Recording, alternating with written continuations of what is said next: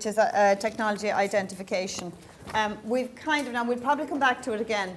We've covered of the model kind of that we're using, and I've shown you this in several different shapes and forms, but of the model that we're using for the module, technology management is made up of 6 different activities: identification of technology, selection, acquisition, exploitation and protection. We've covered acquisition and we spoke about acquisition, but as I said, I'll probably come back to it again. I'm moving on to identification now. The text that I'm using doesn't deal with these in order. I think it's much simpler from your point of view to deal with them in order. Learning goes across all 5 phases. So that again is just kind of showing you. One of the readings, one of the first readings you have, no, it's one of the case studies readings actually gave you a model for this, and I think I've handed it out to you, or it's in my last set of slides. So today we're talking about what do companies do to identify new technologies. And what is technology identification? It's really the capability of identifying technology opportunities and threats. And I'm going to show you a couple of different models and a couple of different tools that can be used like that to do this. What do you do when you're trying to identify technologies? You conduct audits internally. So if you're a big firm, and we had examples of Procter & Gamble and a couple of different very large firms, how did they know what technologies they had? They have thousands of people working on R&D. They have thousands of new technologies coming up. They really need to conduct internal audits. They need to go through all their different departments and their different branches and find out who's doing what, where are people developing technologies, what kind of technologies are they developing, and so on. The other thing you need to do is that's part of kind of conducting audits and collecting data internally are linked. So that's looking internally to say what technology do we have in our firm. That kind of an audit is very much more applicable to large firms than to smaller firms. If you're a small startup firm, you kind of know what technology you have because that's all you have. But if you grow to be the size of Procter & Gamble or Siemens or some of the ones that we looked at, then you have issues about what exactly is our technology and how are we using it. The other thing you can do if you're trying to identify new technologies is to look externally.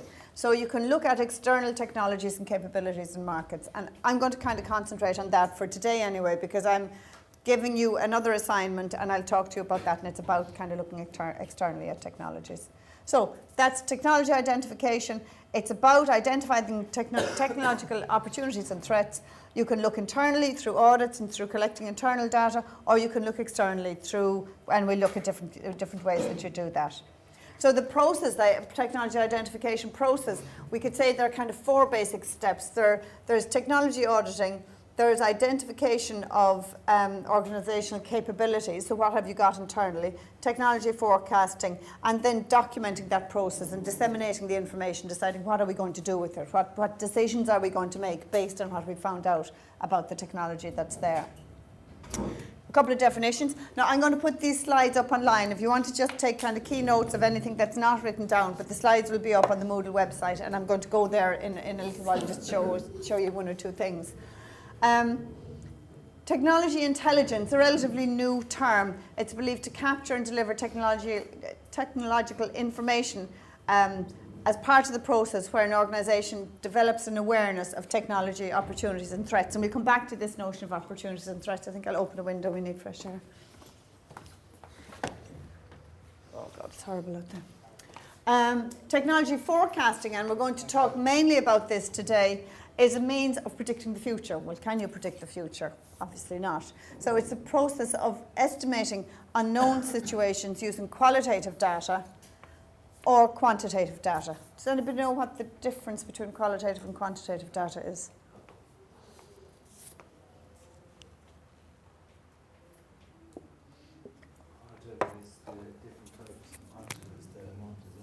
Yeah.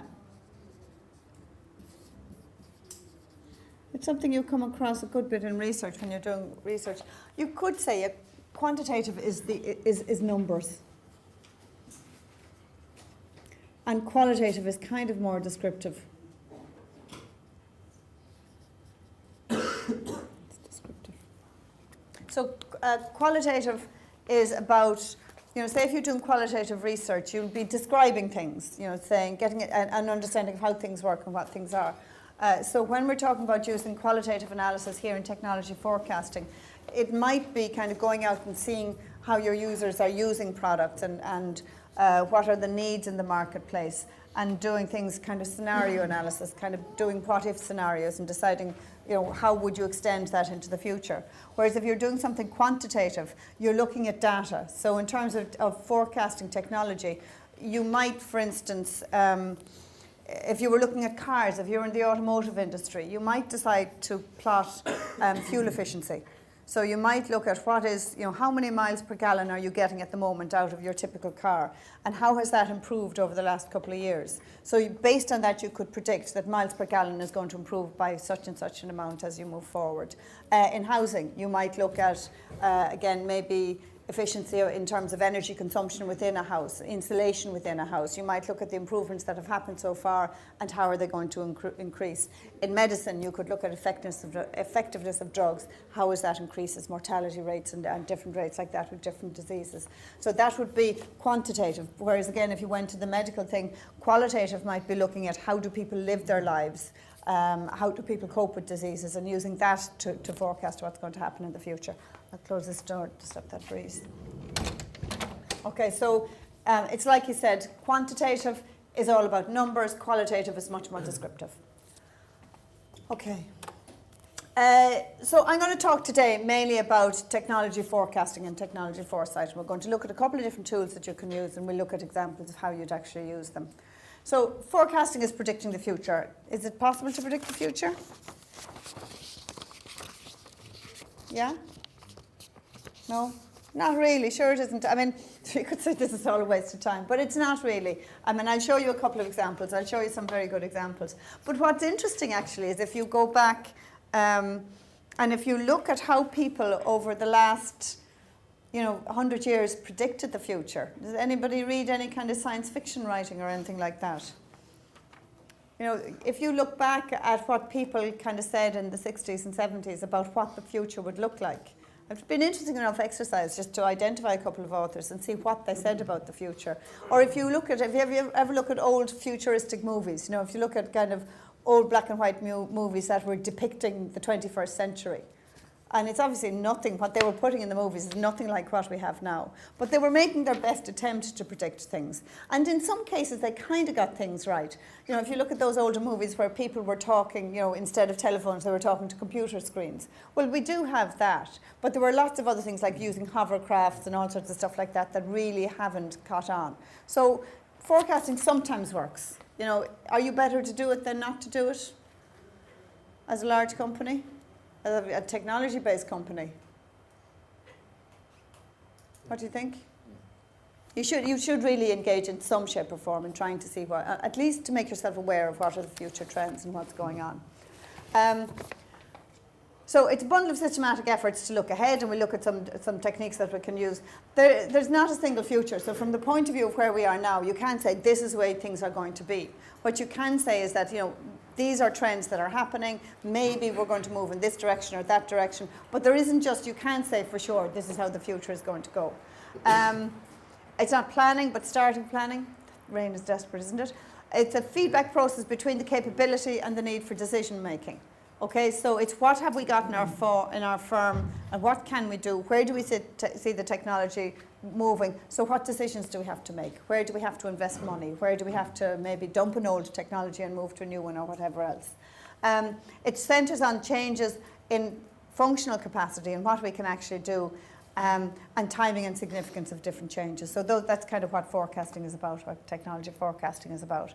If you're looking at technology forecasting, you need to consider the bigger picture. You can't just say, this is our technology. If you're a company who makes mobile phones, you can't just say, well, internet coverage is going to be such and such in such a time, so therefore this is what we do. Because you've got to think of, markets and competition and your customers and all sorts of other things. So technology forecasting is quite a broad kind of an activity.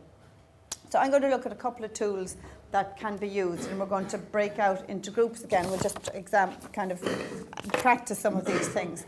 And I'm also, I think probably maybe at this stage it would be worth doing, I'm going to give you an assignment. I'm going to give you a second assignment. This is instead of the discussion boards, because I just think those papers were proving to be a bit too difficult for reading. So your second assignment is similar to the first in that I want a report, only this time, because the first really was just to get you started. This time I want you to write a 4-page report. Again, I want you to make a presentation, and this time we're going to record your presentation so people can look at their presentation styles.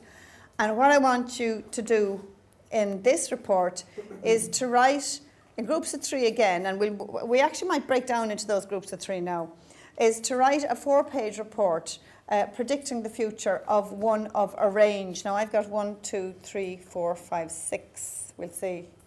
No, I probably should have given more. Or we might double up in some groups of 6 different things. Okay. So using some of the types of tools we're looking at here, I want you to look at the future of education, or the future of transport, or entertainment, or communications in general, or shopping, or healthcare. Those are the 6 different things that I've identified. So what we might do, no, we won't break into groups just yet, we'll do that later on. So in terms of a pest analysis, it's a type of analysis that is typically used to, if you're looking at futures of a technology or future of a firm, if you're making decisions, what they're saying is that you can't make decisions in isolation. As part of your firm and part of how you're managing your technology, you need to be aware of political, economic, social and technological, the environment within which you're operating. There are versions of this that extend it out to being more than those, that look at environmental, there's pestle, maybe L was the legal. So there are extended versions of these, but the simple version is just the pest analysis. I'll just show you briefly, and I should have loaded it up before. On the Moodle website, is it going to find it for me? Yeah. Are you using this at all? Yeah? Okay.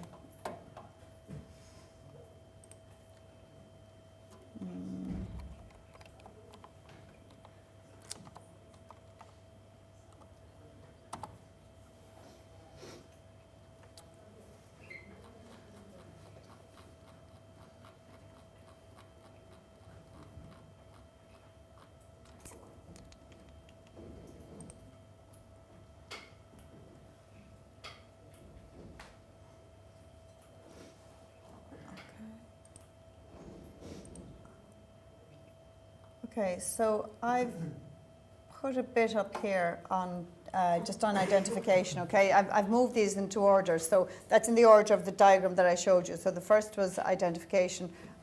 We then had selection and acquisition, pest analysis.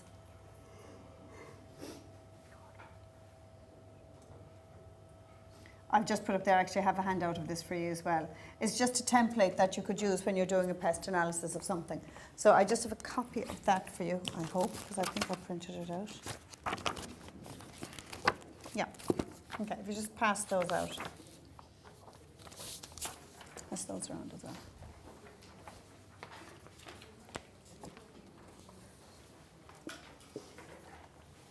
So if you're looking at predicting a technology, you can't really do it without considering what the future of these kind of areas are going to be. Like if you can't predict, okay, political, it's probably shorter term, but economical, social and technological futures, you have to consider them when you're looking at making any kind of a business decision or a decision for an organisation. And what I've given you on the handout, is there any left over? Yeah, I'll just take. You've all got one along there. It's just a bit of a breakdown of some of the things that you might consider when you're looking at political, economical, social and technological environment within which businesses operate. And what I want you to do for about 5 minutes now, just to see have we got this kind of around our head, in groups of 3, so move your chairs, organise yourselves into, no, actually make your groups of 4. In groups of 4, will you look at doing a pest analysis to look at the environment within which the university operates? Okay? So groups of 4, will I put you into groups of 4? Okay. 2 here and 2 here, and just move your chairs over to the side. You should be, because we're going to do this kind of thing a lot, so you should be moving. The 4 there across the back, just go into a group of 4 there. How many have we got here? 1, 2, 3, 4. Are you 4 together, are you? Okay. You 2 guys go with the 2 fellas behind. Okay, if you 3, actually we just have 2 more groups of 3 then. You 3 work together and you 3 work together, okay? Move your chairs around, it doesn't matter where you sit.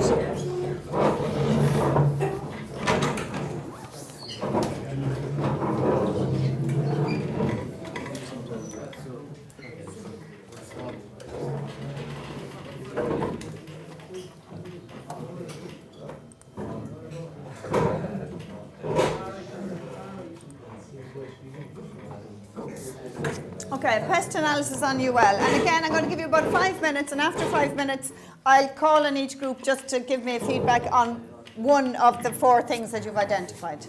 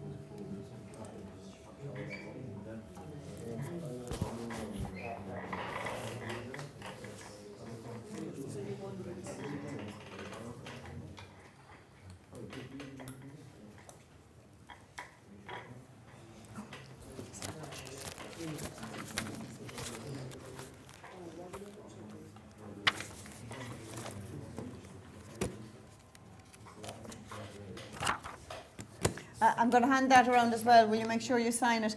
People who aren't on this list, I've all of those printed out again, so I'm sorry if your name isn't on the original list, you're going to have to sign in your name again. But otherwise, I'm throwing all of those in, and the class is changing all the time. So I think we'll just go with that list. If you have to add your name, then well and good.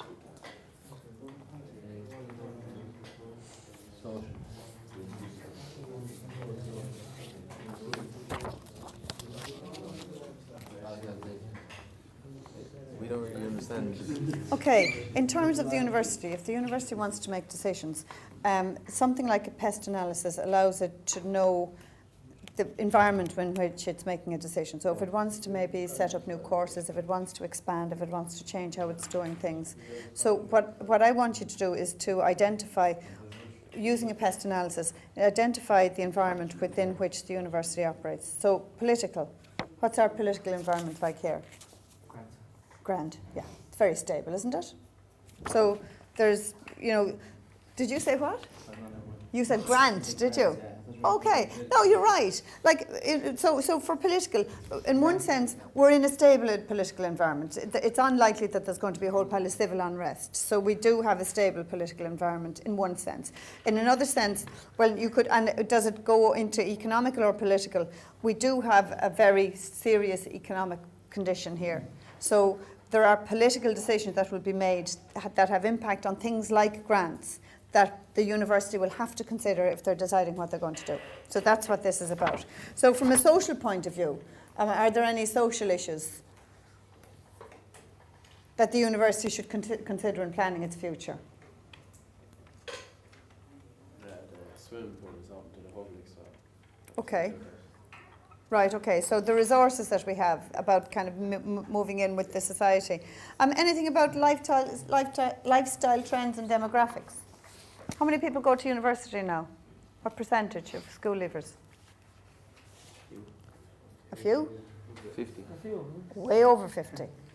About 60 or 70%. We have very, very high percentage going. And that's kind of a social thing as well, because people now, socially, we expect the people going to go to university. 20 years ago, that was way different. 50 years ago, that was way, way different. You had a much smaller proportion of people. So that's a social trend. Demographics, what's our population like? Where are there kind of gluts coming through the population? I think there is a glut in the population at primary school level at the moment that's moving through. And then, so that would be a social trend that the university would have to look at. So what I want you to do, any technological issues that are going to have an impact on the university? Computer. Software development, okay. In what way? Microsoft Word brought out something new on the computers and have to be updated with their new software. Okay. That's one, definitely. Any other area that technology might change the university? Projectors in all the rooms, yeah. That's something we've moved to quite recently, is having projectors in all the rooms. Anything else in terms of technology? In fact, there's loads in terms of technology if you think about it. I mean, some places give students laptops, don't they? In some institutions, they're giving laptops. Some schools are now moving towards giving pupils tablets instead of texts. So is that something that they're not? Huh? Why isn't it on? We didn't get it. We didn't receive any of that. Oh, I know. There are about, I'd say about half a dozen schools in Ireland that have moved to tablets. One of them is Gaelscoil inside. Does anyone from Limerick? Yeah. You know the Gaelscoil, the new Gael Colossus, they're giving out tablets to their first years. Did anybody go there? No? No, okay. They're giving out tablets, and we have courses here in teacher education, so everybody in teacher education is looking to review the use of tablets in secondary schools as part of their FYPs. So there are about 6 of them. There's a school in Mayo, there's one in Limerick. Get it for free.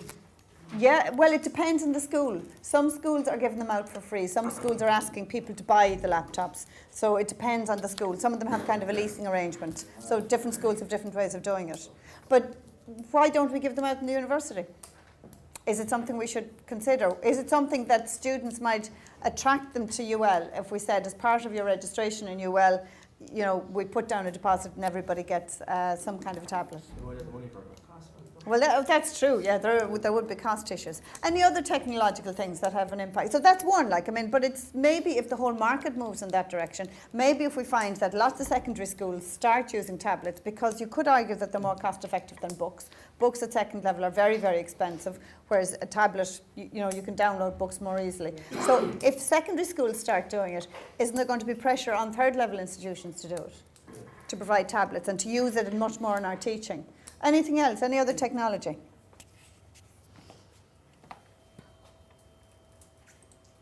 Not to be too obvious about it. Well, the internet. 10 years ago we didn't use, you got your notes and that was it. We didn't have virtual learning environments, VLEs. So now you can download your notes wherever you are and you can submit stuff online and all that kind of stuff. So there's loads to do with technological. Economical? Any economical impact on the university that the university should consider? More buildings. Scholarships, which? More buildings, yeah. Any other big economic trend? Is that what he said? No. Yeah. No, what did he say? More bins. More bins. Why? Okay. Any other big economic? How many people are from Limerick? Here. Yeah. With the current economic condition, an awful lot of people are staying home to go to university because, for a lot of households, that's what you do. Across the board. What? Oh, well, that's another issue. I don't know where that fits in this box. You can find something there yourself. Political, yeah. Well, possibly. But so there are lots of economic, there are lots of things that this will start you, if you're the university or if you're any organisation and you're starting to think, what do we do? How do we apply our technology? What do we have to do moving forward? You can't ignore these kind of things. If you're a company who wants to expand into manufacturing somewhere in Eastern Europe, you can't ignore these kind of things. And that's what this analysis is. It's a framework that you can use for looking at decisions that you can make within your organisation. That's what a PEST analysis is. The other thing I'm just going to show you while I have it here, and this is all on the internet, in terms of futures and looking at future trends. Maybe I have that open already, do I?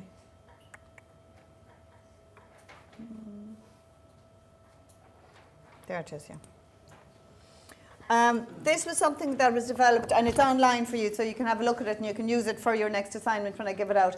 This is something that was developed by a consultancy company called Innovaro. They do a lot of consultancy around innovation in that whole space. And it's similar to the PEST analysis in that it's looking at trends and things that are going to have an impact on the future, on how companies work in the future. So you can't predict the future, but you can maybe make some kind of estimates or guesses about how things might be. So Innovaro put together this model, and they divided, instead of looking at political, economical, social and technological, they looked at society, people and health, business and economy. So it's a similar type of approach, it's a similar type of model. And what they did was that they said, what are the dominant things that are happening now in society that are changing how we use technologies, that are changing what things work? Okay, part-time work, household fragmentation, networks, intimate networks, suicide levels, immigration, enhanced living and all those kind of things. What are the things around kind of people and health? Obesity, you'd have to say longevity, people are living a lot longer. In business, offshoring, this notion of a flat earth, that you can contact people. So they identified some trends. They've identified some accelerating trends. Has everyone signed that? Yeah? Some trends that are further out into the future.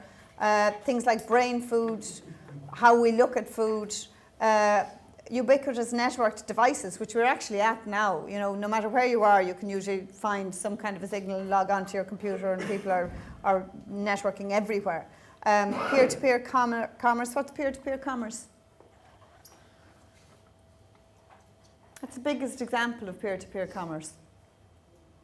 What does peer-to-peer commerce mean? Like businesses following each other. Sort of. So peers are the people around you, like people equivalent to yourself. So any idea what peer-to-peer commerce might be? There's one very obvious example of it. No, not quite. Is it not business transaction between people? Between just ordinary people, not companies necessarily. So where's there a good example of that? Most obvious example, online. Who just said it? Say it again. eBay. What is eBay all about? What is eBay all about? It's about peer-to-peer commerce to a certain extent, isn't it? It's buying things directly from other people. Okay, so that, you know, that's again a reality. That's something that's happening now. Environmental policy. So these are things, and then they're saying these are the emerging trends. You know, things that are further out in the future that are about. I'm not even sure what karma capitalism is, but we'll have to look at it. Electronic cash, we're moving towards it. No lost data. Looking at emerging nations as well and the importance of that. Clinical foods, anxiety control, aging population, bioproduction, corporate Lego, which is kind of companies, building blocks of companies, as opposed to having one big kind of company, building companies of smaller companies coming together. So there's lots of kind of different things that are going to help you now when you're doing the next assignment. And they came up with a couple of other things that are happening, catalysts, things that will spark off changes, like the fact that water is such a scarce resource, and that's something that we're going to have to start dealing with in probably not so far in the future. So up to now, you just assume, certainly in our part of the world, you assume that water is there's no problem with it. But water is going to be a traded resource. It's going to be something that people will have to look at. So those are the kind of things that Innovara were looking at. And again, it's trying to forecast the future, trying to predict what's going to happen in the future and what technologies. And you can see on all of these things that technology, you know, these are going to have a big impact on how technologies operate and how, if you're a company, a technology-based company, how you're going to operate. And that's what I'm trying to get you to do in that exercise. Okay, I'll just close that one down. There's our pest analysis. So we'll just go through the room quickly just to summarise on that. Pest analysis. Anything the university needs to be aware of?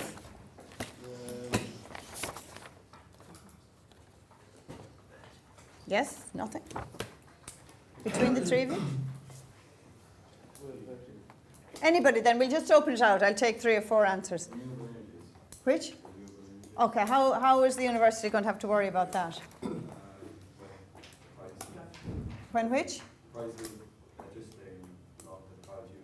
Yeah, I mean, you're right, because it's likely that if the government is serious about renewable energies, one thing they can do is to ensure or to insist that institutions like this get a certain percentage of their energy from renewable energies, and that's going to have implications for the university. Yeah, that's right. Anything else? Okay, we've had renewable energies. Anything from here? Immigration.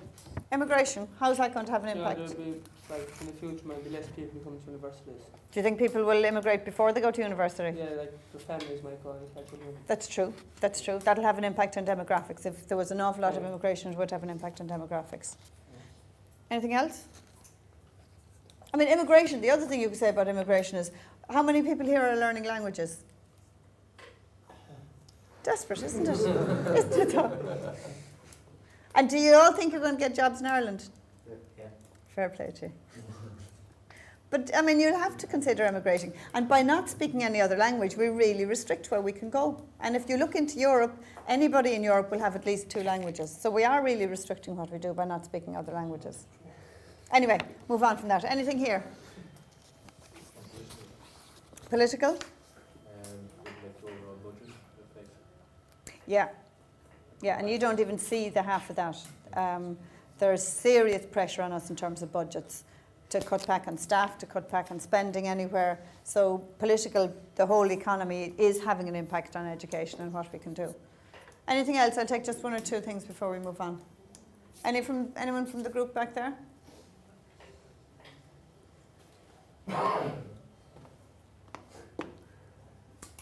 I have economically, I don't have any. Economic as well, which is fair enough. I always say that the price of accommodation and stuff might affect the attachment from Yeah, absolutely, yeah. And there might be pressure on the university to drop the cost of its accommodation as well. And travel fees, yeah. But because you think about it, like I've just sent, my eldest has just gone off to university in Cork. The accommodation is a major chunk of what you're paying. Like you're paying, what is it? How much is accommodation here for the year? 4.5. Yeah, 4.5, 5. So if UL decided in the morning that its accommodation was going to be £2,000 for the year, would that make a difference to people? Yeah, it would, yeah. Or you're comparing where you're staying and who's paying what? Yeah, okay. So, okay, that's just some examples. So can you see how this kind of analysis is important when you're making decisions into the future? You can't ignore it if you're a company, and it has an impact on how you're predicting your technologies and what's going to happen with your technologies. That's pest analysis then for you. Okay, now let's go back because I have another type of analysis I want to just show you. So these are just kind of models that are used and models that are used for analysis. That's pest. You need to be aware of it when you're looking at predicting the future and trying to determine what is the future of technologies. The next thing is a thing called a SWOT analysis. Anybody ever hear of a SWOT analysis? Yeah. Do you do that in business, yeah? Okay, we'll move on over that quickly then. So, As in the meeting, as in the business here.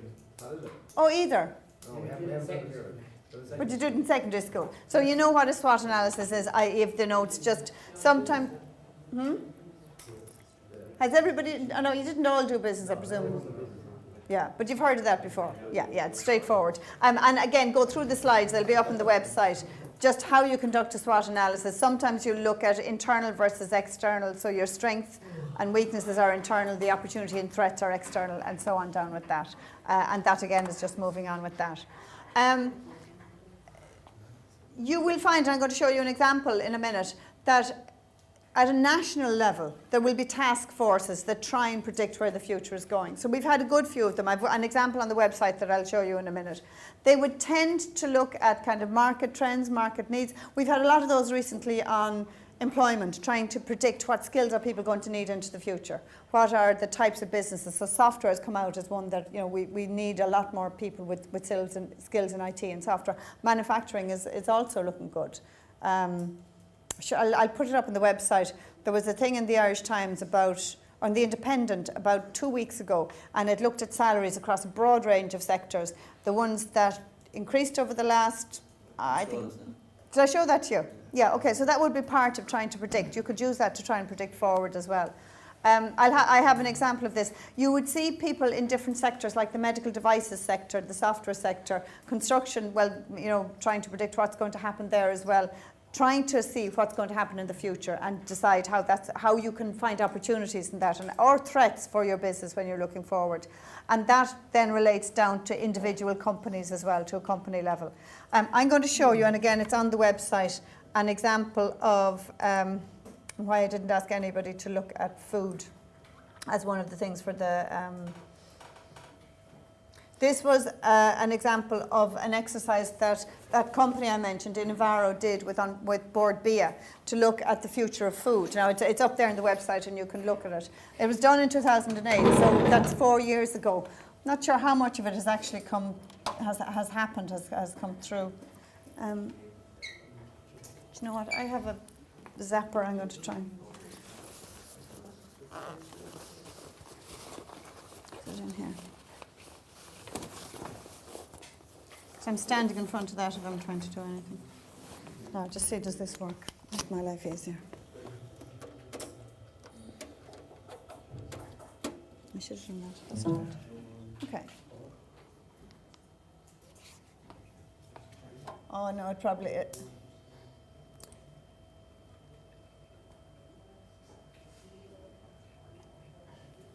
No, it mightn't work in this because it's not actually a PowerPoint. Anyway. Okay, so what did they find? They went through, okay, problem structure, current food and drink environment, future challenges, findings about the future. So this again would be worth looking at just to see, from in terms of the exercise that I've given to you, what you could do. So that's just background, but what's interesting to look at, just go through. Okay, there's some global figures there. Changes in population, changes in trends in population. So this can inform some of the stuff that I'm going to ask you to do in your exercise. The fact that populations are aging. I wonder, is that the best way to do it? Just move that out of the way. For the first time, most of the populations are living in urban areas. So I'm not going to go through all of this, but they basically looked at trends. So it would have been mainly quantitative. An awful lot of what they were doing would have been quantitative. So looking at shifts in populations, looking at ages of populations and where people are living, looking at food prices, supply and demand. So they did an audit of what's happening out there at the moment, using something not dissimilar to PEST, but just looking at all the different trends and things that are happening and sciences that are, and what's, kind of what's being developed. And they came up with what they reckoned the future of food would look like. So where we'd be going with food into the future. Okay, so they're saying things like more responsible and ethical objectives in terms of buying food. So more green food and ethically produced food and probably more locally produced food and things like that.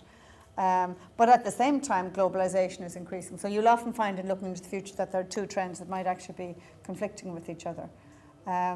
Some of the things for consumers, again, there's mixed messages for consumers. So consumers, people are looking more towards health food and tasty foods. Well, health food and functional foods, these Benecol things and spreads that can help your cholesterol.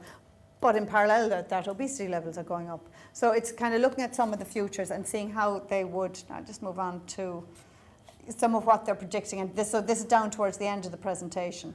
So nutrigenomics will change consumer healthcare.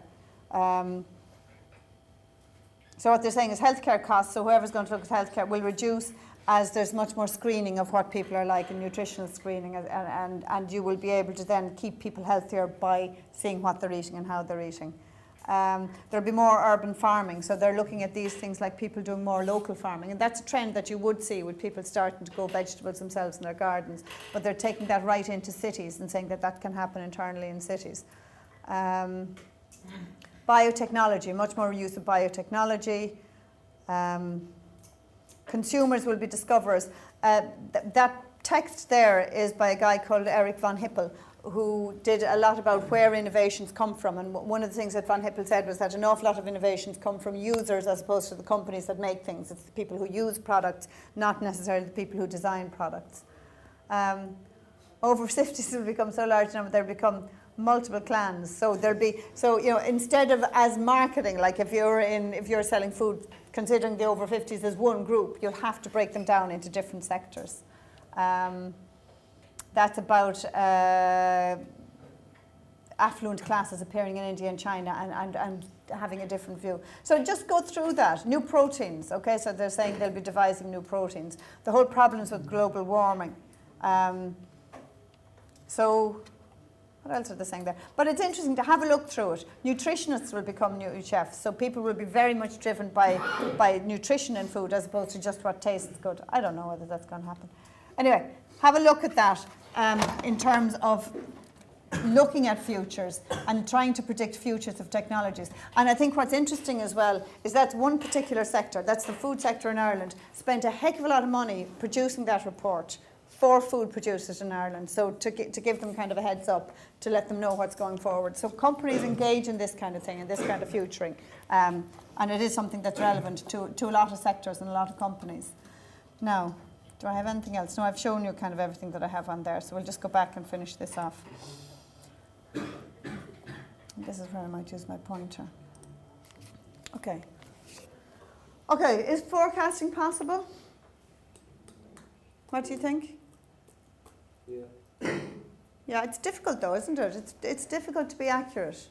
A long-term In some forecast. areas, it might be. Yeah, in some areas more than others. I think you can forecast, it's probably easier to do the quantitative stuff, isn't it? Because you can look at trends and you can look at, some things you can predict, like trends in population and different things like that, and moving towards global or urban areas, and, increases in speed of transport and things like that, you can predict. But there are other things that you just can't predict at all. That you just can't see. Kind of blips happen out there that people never predicted. You get, did everybody read the book called The Tipping Point? Have you heard of a book called The Tipping Point? It's where different kind of trends happen and suddenly become a global movement, when things suddenly change. So you can't predict an awful lot of things that will happen. Objectives of forecasting at the macro level. What's the difference between the macro and the micro level? Micro, small, euro, country, macro, it's the whole world. Yeah, or even kind of lower down like that. Macro could be your country, whereas micro is the firm. Okay, so are you doing economics? Yeah. Trying to. How's economics going? Great. That's very interesting. Okay, so objectives at the macro level, and the report we saw, that Board B report, it was obviously at a macro level. That was done for all industries in Ireland, not just for one company. So it generates information for policy, for strategic policy. It provides small firms or SMEs with advanced information about what they might do and what they might look at. And it allows creation kind of firms to come together to address things if that's what's necessary. It would allow educational systems to look at how can what are the opportunities there, what kind of things should we be doing. So that kind of a macro level of trying to see what's happening in the future, is it useful, do you think? Yeah, it should, without going overboard, because you can't ever predict the future. It probably is, you could almost say we would be remiss not to be doing that kind of stuff, not to be trying to see what's going to happen in the future. At the micro level, for the firm, okay, you need to be looking out there to seeing what your competitors are doing, how our technology is advancing. You need to predict timescales, how quickly are things happening, to identify market opportunities. If you need to reorientate your company, you need to be aware of that. Decision making and all that kind of thing. Some of these things could be as simple as different environmental requirements. If you're some kind of a processing plant, you need to know what the legislation surrounding environmental compliance is like. And that's part of your forecasting, trying to look to the future and see what's going on. To assist plans, assist R&D management and developing new products. The disadvantages of forecasting, it's expensive, it's very time consuming. It can be totally wrong. Back in the 80s and 90s, one of the big trends were people going to have a lot more leisure time. So, people do lots of stuff. I don't think people actually, well, maybe they do. Maybe you have lots more leisure time. It's just me who doesn't. But in general, I don't think people have a lot more leisure time. I think people are working. The other disadvantage is you can just get too much information and it's hard to know how to make sense of it and what to do with it. Before I finish up, then just the last thing to talk about is this thing. No, in fact, I'm going to stop here because I want to get you into groups. No, stop. I need to put you into groups. Pass this out. Here, I'll just take one of them. Here, you take that one. Here. Okay, now, two things can I say. I'll start from S-curves next week on Friday. I'm changing. Remember in the course outline, I told you how I was going to assess you. I'm changing that because I think it's just not going to work to have you reading all those papers and trying to make sense of them. Are you happy that I do that? Okay, because I can go back to make you read another... No? Okay, that's fine. Because again, as a lecturer, just as you're going through college, we should tell you how you're being assessed. Every lecturer should tell you how you're being assessed. If they change it, they should tell you and get your agreement for the change. So I'm making this another 15% assignment. I'll have to figure out, and I'll talk with you before I do, whether I give you a third 15% assignment or whether I just, because I'm short 5%, I might just make the exam 55% instead of 50%. So, just give you 5%? No, we don't. No, you have to do more. Now, I'd rather you changed groups. Yeah. So I'll tell you what, I'm going to just call groups directly off the class list, okay? Because, you know, you've got to get to know people. Then if I give you another assignment, you might go back. Now, what I have here for you, have a look at what I'm saying. Just read through this before I go. Assignment 2 is a forecasting the future assignment.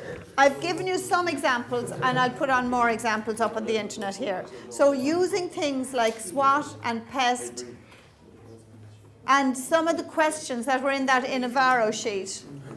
I want you in groups, and we'll organise this before we leave, to write a 4-page report trying to predict the future, and let's say the future 10 years into the future, okay? If you want to make a note of that, we're talking about 10 years into the future on one of those 6 areas.